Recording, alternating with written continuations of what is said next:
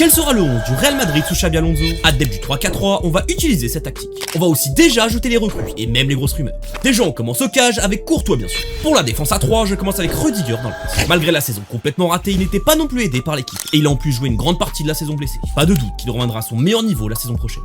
À droite, Asensio. Il a été le patron défensif cette saison alors que personne ne l'attendait à ce niveau. Il a gagné le mérite de débuter la saison en tant que titulaire. Pour boucler le trio, la recrue Højsen. Déjà, il va rajouter une grande qualité technique balle au pied, c'est la qualité que les gens ont retenue en premier. Mais ce n'est pas qu'un joueur de ballon, loin de là même. Il est aussi excellent dans les duels physiques, que ce soit dans les airs ou au sol. Il a les mêmes stats qu'à Van Dijk et Konaté en première ligue par exemple. Ça parle aussi de Saliba, mais ça me semble trop compliqué. Mais bien sûr, s'il vient, il sera un titulaire indiscutable. On passe maintenant au piston, avec bien sûr Arnold à droite. Ils ont tout simplement recruté le meilleur latéral droit au monde sur les 5 dernières années. Il va faire énormément de bien, que ce soit par sa qualité technique et de centre. À l'opposé, une nouvelle recrue qui devrait être officialisée dans les prochains jours, Alvaro Carreras. Lui aussi va rajouter une énorme qualité technique dans cette équipe. C'est un excellent dribbleur, c'est impossible de lui retirer la balle. C'est en plus le seul joueur à avoir réussi à arrêter Yamal sur 2 matchs en plus. C'était totalement logique de recruter l'antidote du pur empoison du rival.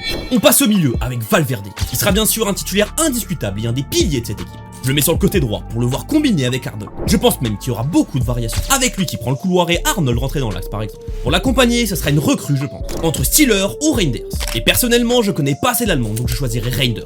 Il a le profil idéal de ce qu'a besoin le Real Madrid au milieu. Un joueur de contrôle avec un très bon jeu au pied. Et en plus capable de casser le pressing par la course et le dribble. Avec Carreras, Højsen, Arnold et Reinders ou Steeler, le Real Madrid va enfin avoir des joueurs de contrôle et de possession. Et enfin remplacer Kroos dans l'esprit.